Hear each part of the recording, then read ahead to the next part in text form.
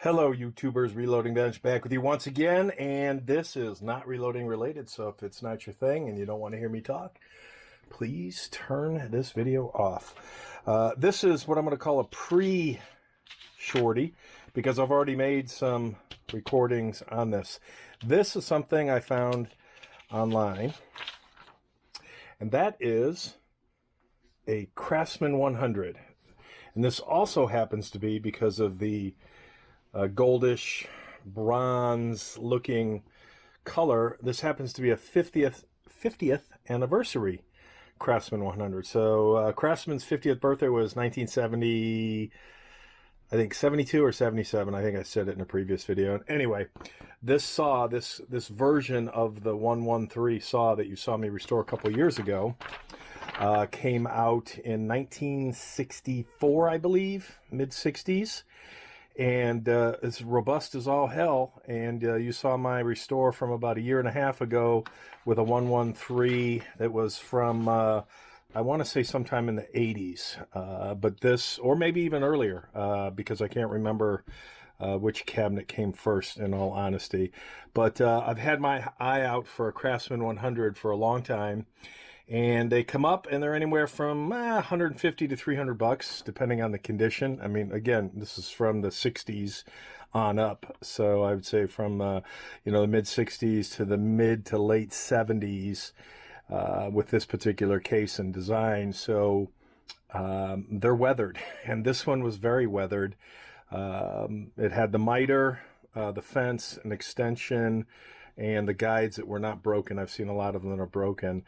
And this cost me $25. So you can't even get a running 1 horsepower motor, which this is, for that. So it's got some jankiness in terms of, it's old and beat up, needs some cleaning. Looks like a lot of the parts, most of the parts are there.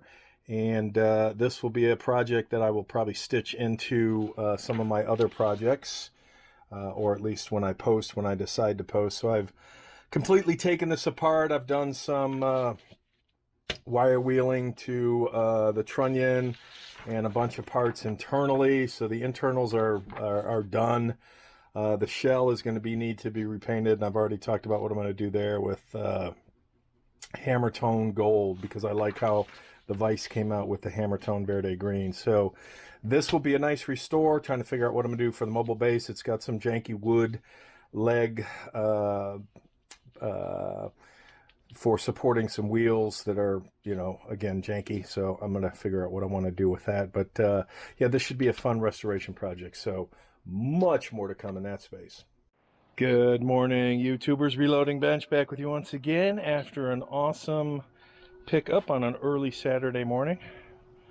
About a 30-mile but 45-minute drive due to side streets and traffic conditions, road work. And for those of you who know what this is a Craftsman 100. So I spent more time taking it apart than I did driving to and from. And this is going to be the next project. This stand is made to last a nuclear war, and it was actually bolted to the stand. I've seen a lot of folks just have the saw sitting on the stand, but this one was bolted with like 4-inch long bolts. So it actually ran. It had one wing, this wing. I've seen a lot of these damaged. This is in good condition. Everything obviously needs a very big cleaning, and it like I said, did run, and it had the fence. It also had a bunch of junk.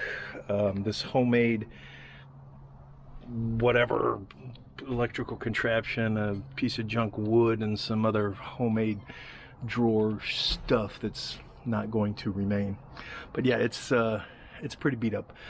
Pretty beat up in the sense of rust, not beat up in the sense of, damage. Hopefully we can give it a second life. So we'll see. This will be a work in process. Next project. Again, the Craftsman 100. More to come. All right, things are dusted off. Now, I wouldn't call it clean. And I was right. I was wondering why this was kind of goldish, and I believe the actual color is called powder bronze. So after taking the blade out, flipping it upside down, this is in fact the powder bronze, or I'm going to call it gold. And the gold version of the Craftsman 100, the Craftsman 100 first debuted in 1964. The idea behind gold was a 50th anniversary, and Craftsman's 50th anniversary was 1977. So that puts this particular model, this 113291, sorry it's upside down, at 1977. So I was a mere child. These belts, sanding belts, were in there with it. Some of the stuff is just going to get thrown away, like that. I'll probably keep the T, but yeah, it's going to require a lot of work, and I think I'm going to refinish this in hammer tone gold. This quite rusty and pitted will need some worky work, so we'll see how. But the insides look phenomenal. I mean, this is in great condition.